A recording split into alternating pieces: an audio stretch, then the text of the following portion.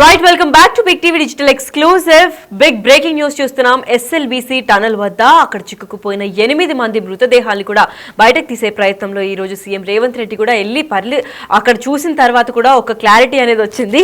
దాని తర్వాత ఇప్పుడు కీలక దశగా కూడా ఎస్ఎల్బీసీ టనల్ రెస్క్యూ ఆపరేషన్ కొనసాగుతుందని చెప్పుకోవాలి. అనుమతికి అంటే అక్కడ ఇచ్చిన అనుమతి కొన్ని ప్రాంతాల వరకు అనుమతి ఇవ్వడం జరిగింది. అయితే ఇచ్చిన ప్రాంతాల్లో మాత్రం డ్రిల్లింగ్ కూడా కొనసాగుతుందని చెప్పుకోవాలి. ఇప్పటికి ప్రస్తుతం జీపీఆర్ ద్వారా మృతదేహాలను కూడా గుర్తించారు. అక్కడ ఉన్న అధికారులు బయటకి తీయడం కోసం తీవ్రంగా శ్రమిస్తున్నారు.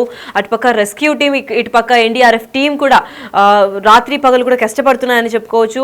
2 మీటర్ల లోతులోనే, అంటే 2 మీటర్లు తవ్విన తర్వాత 4 మృతదేహాలు కూడా గుర్తించారు. అంటే ఇంకా 7 మీటర్ల లోతులో మరో మృతదేహాలు కూడా లభ్యం అవుతున్నాయి అని కూడా చెప్పుకొచ్చారు.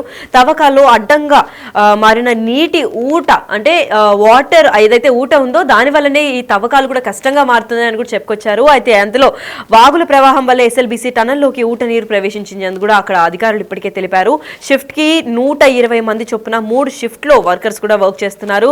అయినా మృతదేహాలు వెలికి తీసేంత దానిలో మరింత సమయం పట్టేది ఛాన్స్ అయితే కనిపిస్తుందని చెప్తున్నారు. మరి ఇప్పటికే 4 మృతదేహాలు కూడా లభ్యం చేసుకునే ప్రయత్నం చేస్తున్నారు. మరి మిగతా 4 మృతదేహాలు కూడా లభ్యం చేయడానికి 120 మెంబర్స్ 3 షిఫ్ట్ల ద్వారా కూడా ట్రై చేస్తున్నారు. అంటే 120 × 3 అంటే 3 షిఫ్ట్స్ లాగా కూడా మనం చూసుకున్నట్లయితే 360 మెంబర్స్ అక్కడ వర్క్ చేస్తున్నారు. అసలు ఏమాత్రం రెస్ట్ లేకుండా కూడా ఆ 4 మృతదేహాలను కూడా బయటకి వెలికి తీయడానికి అందరూ శతవిధాలా ప్రయత్నిస్తున్నారని చెప్పాలి. అక్కడ సిచ్యువేషన్ ఎలా ఉంది అని మా ప్రతినిధి రానా పూర్తి అప్డేట్స్ ఇవ్వడానికి మనతో ఉన్నారు. రానా, చెప్పండి, అసలు నీటి ఊట వల్లే ఈ సమస్య అంతా స్టార్ట్ అయింది అంటున్నారు. 2 మీటర్ల లోతులోనే 4 దొరికారు. ఇంకో 7 మీటర్లు తవ్వితే మిగతా 4 కూడా దొరికే ఛాన్స్ ఉంటుంది అంటున్నారు. అది ఎంతవరకు నిజం? ఇంకా ఎంత టైంలో అప్రాక్సిమేట్ గా అందరినీ వెలికి తీసే ప్రయత్నిస్తారు? నిన్న ఉదయం జీపీఆర్ ద్వారా కూడా పలానా చోట మృతదేహాలు లభ్యమయ్యాయని కూడా ఒక అవగాహనకి అధికారులు వచ్చారు. సో దాన్ని బేస్ చేసుకుని ఈ యొక్క రెస్క్యూ ప్రక్రియ అనేది కొనసాగుతూనే ఉంది. ముఖ్యంగా ఈ రెస్క్యూ చేసేటప్పుడు టీపీఎం మిషన్ అనేది చాలా అడ్డుగా ఉంది. ఎందుకంటే టీపీఎం మిషన్ అవతల వైపు 4 మృతదేహాలు ఉన్నాయి, అలాగే మరో 4 మృతదేహాలు వాటి కింద కూడా అధికారులు భావిస్తున్న నేపథ్యంలో అక్కడ పెద్ద ఎత్తున నీటి ఊపి అనేది కూడా కూరుకుపోయింది. ఎప్పటికప్పుడు వాటర్ కూడా ఎక్కువగా వస్తూనే ఉన్నాయి.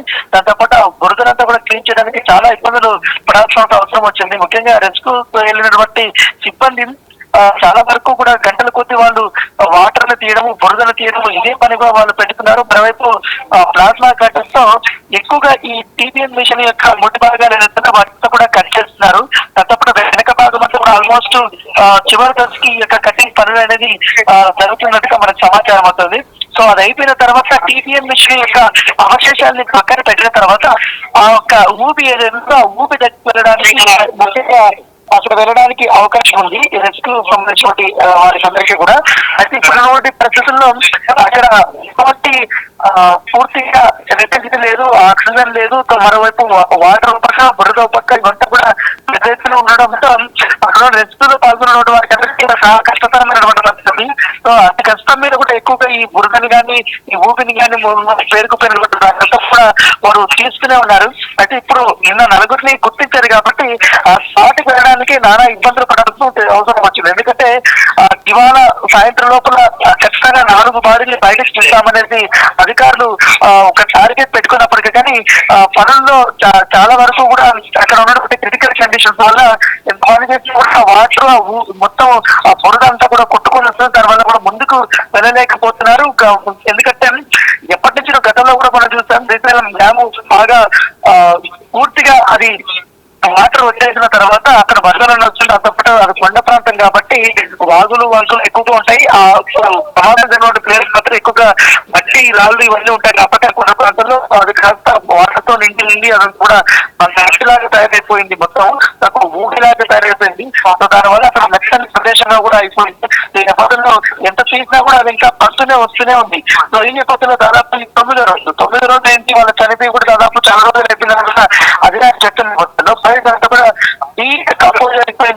వాళ్ళు చెప్తున్నారు. అంటే ఆ బాడీని చాలా తీసుకురావాలంటే కూడా గత విధాలు కూడా వాళ్ళు ప్రయత్నాలు చేస్తూనే ఉన్నారు. నేనైతే ఎన్టీఆర్ఎస్ సంబంధించిన ప్రతినిధులు మరొకసారి ముందుకు వెళ్ళడానికి వారు ప్రయత్నించారు. వచ్చి ఆ జీపీ ప్రయత్నం ద్వారా కూడా స్కాన్ చేశారు. స్కాన్ చేసినప్పుడు అనుమానిత ప్లేస్ అయితే వాళ్ళు ఆ స్పాట్ అయితే గుర్తించారు. ఆ స్పాట్ వెళ్ళాలంటే ఖచ్చితంగా ఈ జీపీ మిషన్ అనేది చాలా ఇంపార్టెంట్ గా ఉంది. సో దాన్ని పక్కకు తీస్తే కానీ లోపలికి వెళ్ళినటువంటి సిచ్యువేషన్ అయితే అక్కడ బురద మట్టి అనేది ఎక్కువగా వస్తుండే బదులు దానంతా కూడా లెఫ్ట్ సైడ్ కి రైట్ సైడ్ కానీ ఈ టన్నెల్ లోపల వాళ్ళు వేస్తారు. మిగతా ఈ సింగరేణి సంబంధించిన కార్మికులంతా కూడా వాటినంతా కూడా తీసుకొని వచ్చేసి బయట పారేస్తున్నటువంటి నేపథ్యం ఏర్పడుతుంది. సో ఎంత పనులు చేసినా కూడా మళ్ళీ వస్తూనే ఉన్నటువంటి నేపథ్యంలో అక్కడ చాలా ఇబ్బందులు పడుతున్నారు. షిఫ్ట్ 25 మంది అంటే అర్థం చేసుకోవచ్చు. ఒక షిఫ్ట్ లో ఒక సింగరేణి సంబంధించిన వారే 60 మంది దాకా ఉన్నారు. మిగతా ఎన్డీఆర్ఎఫ్ కానీ ఎస్డీఆర్ఎఫ్ కానీ తర్వాత దీనికి సంబంధించి ఎన్జీఆర్ఏ కానీ ఇతర ర్యాటోల్ మైనర్స్ కానీ ఇతర దాదాపు ఒక 12 సంబంధించినటువంటి ఆర్గనైజేషన్ సంబంధించిన వ్యక్తులందరూ కూడా అక్కడికి వెళ్తున్నారు. సో ఎప్పటికప్పుడు పనులు పూర్తి కావడానికి చాలా ప్రయత్నాలు చేస్తున్నారు. అయితే వెళ్ళడానికి దాదాపు 2 గంటల సమయం పట్టేలాగా ఉందనేది కూడా అధికారులు వాళ్ళు చెప్తున్నారు. సో ఎట్టి పరిస్థితుల్లో రేపు ఉదయం లోపల కూడా ఈ 4 బాడీలు తెచ్చుకోవడానికి మేము అనేక ఎంతో ప్రాధికారంగా పనులు చేస్తామనేది కూడా అధికారులు చెప్తున్నారు. ఇప్పుడు ముఖ్యమంత్రి కాసేపట్లో రాబోతున్నారు కాబట్టి జరుగుతున్నటువంటి రెస్క్యూ ఆపరేషన్ సంబంధించిన పూర్తి వివరాలు కూడా ఆయన తీసుకుంటున్నారు. దాంతో పాటు అధికారులతో మాట్లాడిన తర్వాత కొంత దూరం ఆయన టన్నుల్లో కూడా వెళ్ళి అక్కడ ఉన్న పరిస్థితులు కూడా ఆయన చూడబోతున్నట్టుగా మనకు సమాచారం అవుతుంది. సో ఎట్టి పరిస్థితుల్లో ఎక్కువ రోజులు ఇంకా ఈ యొక్క రెస్క్యూ పనులు జరగకుండా ప్రాతిపదికన ఇంకా సిబ్బందిని కూడా పెంచి తొందరగానే ఆ బాడీలు వెలికి తీసి వారి కుటుంబ అప్పచెప్పాలని కూడా భావిస్తారు. దాంతో పాటు ముఖ్యమంత్రి గారు వస్తున్నారు కాబట్టి ఎందుకంటే 3 రోజుల నుంచి కూడా చూస్తున్నాం. బీఆర్ఎస్ కానీ బీజేపీ వాళ్ళు వచ్చినప్పుడు కామెంట్లు చేస్తున్నారు ఇంతవరకు ముఖ్యమంత్రి రాలేదు ఎస్ఎల్పిసి దగ్గర అని. ఆయన స్వయంగా వచ్చి ఇక్కడ పరిస్థితిని సమీక్షించి అధికారులతో మాట్లాడి ఫీడ్బ్యాక్ ఇచ్చుకోవడం కావాల్సిన బట్టి అన్ని సదుపాయాలు కూడా కల్పిస్తామని ముఖ్యమంత్రి ఆదేశాలు చేస్తున్నారు. దాని దగ్గరగానే మంత్రుల బృందం కూడా ప్రతిరోజు కూడా పర్యటన చేస్తూనే ఉంది. ఎప్పటికప్పుడు ఇక్కడ జరుగుతున్నటువంటి రెస్క్యూ ఆపరేషన్ యొక్క పనులు సరికొత్త పద్ధతుల్లో జరుగుతున్నటువంటి ఈ పనుల గురించి అంతా కూడా ముఖ్యమంత్రికి వారు చేరవేస్తూనే ఉన్నారు కాబట్టి సమాచారం. సో ఇవాళ ఆయన అఫీషియల్ గా వచ్చి అధికారులతో సమీక్ష సమావేశం చేసి దాంతో పాటు చేపీ అసోసియేట్స్ తో కూడా మాట్లాడి కొంతమంది కార్మికులతో కూడా మాట్లాడి ఆయన ఈ చనిపోయినటువంటి వారి కుటుంబ సభ్యులకు సంబంధించిన బంధువులు కొంతమంది వచ్చారు కాబట్టి వారిని కూడా కలిసి భరోసా కల్పించబోతున్నారని కూడా మాకు సమాచారం ఉంటుంది. రైట్. మరి రానా ఇంకా ఎంతసేపట్లో అప్రాక్సిమేట్గా సీఎం అక్కడ చేరబోతున్నారు? సీఎం చేరిన తర్వాత ఇంకా ఫైనల్గా ఏదైనా జడ్జ్మెంట్ లేదా ఇంకేమైనా వెల్లడించే ఛాన్స్ ఏమైనా కనిపిస్తుందా? లేదంటే ఇంకా ఈ ప్రాజెక్ట్ని కొద్ది నెలల వరకు ఆపేసే ఛాన్స్ ఏమైనా ఉందా ఈ 8 మందిని తీసుకున్నాక? లేదంటే యథావిధిగా ఈ ప్రాజెక్ట్ ఏదైతే స్టార్ట్ అయిందో అది కొనసాగుతూనే ఉంటుంది అనుకోవాలా? అంటే ఇప్పుడు 8 మంది వాళ్ళు మృత్యువాత పడ్డారు కాబట్టి ఆ బాడీలంతా బయటకి తీసుకొచ్చిన తర్వాత ఒక 3 నెలల పాటు కూడా క్యాప్ ఇస్తారనేది ఇప్పటికే మనకు ఉత్తమ్ కుమార్ రెడ్డి కూడా చెప్పిన నేపథ్యంలో 3 నెలల తర్వాత యుద్ధ ప్రాతిపదికన ఈ యొక్క పనులు అనేది స్టార్ట్ అవుతాయి. ఎందుకంటే ఇప్పుడు ఆల్రెడీ టీపీఎం మిషన్ అనేది చాలా వరకు మొత్తం డ్యామేజ్ అయిపోయింది కాబట్టి అది ఇప్పుడు మళ్ళీ పని చేయదు. సో దాని ప్లేస్ లో కొత్త టీపీఎం మిషన్ అవసరం ఉంటుంది. సరికొత్త పద్ధతుల్లో కూడా ఈ యొక్క పనులు చేయాల్సిన అవసరం ఉంది కాబట్టి ఎందుకంటే ఇంకా కొన్ని కిలోమీటర్లు మాత్రమే మిగిలి ఉంది. సో ఆ కిలోమీటర్లు మాత్రం పూర్తిగా అయిపోతే ఈ టన్నుల యొక్క మొత్తం నెక్స్ట్ జరగాల్సిన ఈ ప్రాజెక్ట్ అంతా కూడా పూర్తి అవుతుంది కాబట్టి ఎట్టి పరిస్థితుల్లో 1 year లోపల ఈ మొత్తం ఎంటైర్ ఎస్ఎల్పిసి టన్నల్ 1 అంతా కూడా పూర్తి చేసి ఇటు జాతికి అంకితం అయితే చేయబోతున్నారు. ఇంతలోనే ఇంత విషాదంతా జరిగింది కాబట్టి సో ఈ పనులు అయిపోయిన తర్వాత జేపీ అసోసియేషన్ తో మాట్లాడి ఆ తర్వాత ఎప్పటి నుంచి కూడా ఈ యొక్క పరికరాలు కానీ ఇవన్నీ తెప్పించుకోవచ్చు. సరికొత్త పద్ధతుల్లో ఏ విధంగా ముందుకెళ్ళొచ్చు. ఎందుకంటే ఇప్పటికే రెస్క్యూ ఆపరేషన్ లో కూడా చూస్తున్నాయి కన్వేర్ బెల్ట్ కూడా ఉంది కాబట్టి కన్వేర్ బెల్ట్ చాలా వరకు కూడా దెబ్బతింది. దాన్ని రెడీ చేయడానికి చాలా ఇబ్బందులు పడాల్సిన అవసరం వచ్చింది. సో సిబ్బంది కూడా చాలా పెద్ద ఎత్తున కూడా పెట్టారు కాబట్టి సో ఇవన్నీ కూడా ముఖ్యమంత్రి డీటెయిల్స్ తీసుకొని మొత్తం ఇవాళ ఆయన ఒక కీలకమైన ప్రకటన అయితే చేయబోతున్నారు. దాంతో ప్రభుత్వం నుంచి కూడా మృత్యువాత పడిన కాబట్టి ఆ కార్మికుల్ని ఎలా ఆదుకోవాలన్నంత కూడా ఒక ప్రకటన అయితే చేయబోతున్నట్టుగా మనకు సమాచారం ఉంటుంది. Right. Thank you so much for the information రానా.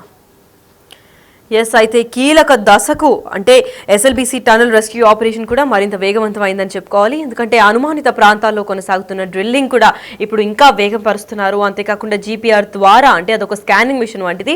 అటువంటి జీపీఆర్ ద్వారా కూడా మృతదేహాలను ఇప్పటికే గుర్తించారు. బయటకి తీయడం కోసం తీవ్రంగా శ్రమిస్తున్నారు. అటు పక్కన రెస్క్యూ టీం కానివ్వండి, ఇటు పక్క ఎన్డీఆర్ఎఫ్ టీం కానివ్వండి, 24 గంటలు కూడా వాళ్ళు కృషి చేస్తున్నారు. ఇంకో 4 డెడ్ బాడీస్ని బయటకు తీయడానికి 2 మీటర్ల లోతులోనే 4 మృతదేహాలను కూడా గుర్తించారు. ఇప్పటికే ఇంకా 7 మీటర్ లోతులో మరో 4 మృతదేహాన్ని కూడా గుర్తిస్తామని కూడా హామీ ఇస్తున్నారు. అంతేకాకుండా తవ్వకాలకు అడ్డంగా మారింది నీటి ఊట అని కూడా చెప్పుకొచ్చారు. ఊట కారణంగానే తిరిగి మళ్ళీ మూసుకుపోతున్నాయి గుంతలు వీడులు తీస్తుంటే ఒక రకంగా ఇంకో వైపు నుంచి ఆ వాటర్ వల్ల ఇంకా ఆ నీటి ఊట వల్ల ఏదైతే ఉందో దానివల్ల మళ్ళీ తవ్విన కాడికి తవ్వినంత మళ్ళీ మూసుకుపోతుందని కూడా చెప్పుకొచ్చారు. అయితే వాగుల ప్రవాహం వల్లే ఎస్ఎల్బీసీ టనల్లోకి ఊట నీరు ప్రవేశించింది అని కూడా చెప్పారు. మరి ఈ ఊట నీరు వల్లే అసలైన సమస్య కూడా మొదలైందని చెప్పారు. మరి ఊట నీరుకి ఒక పరిష్కారం అంటే ఇంకో 3 months ఆ టనల్కి ఒక బ్రేక్ ఇద్దామని అనుకుంటున్నారు. అయితే ఇంకో 3 months కూడా అక్కడ ఏమి పనులు జరగకుండా కూడా చూసుకుంటామని ఇప్పటికే అధికారులు తెలిపారు. అయితే ఇంకొద్దిసేపట్లో సీఎం అంటే ముఖ్యమంత్రి రేవంత్ రెడ్డి కూడా అక్కడికి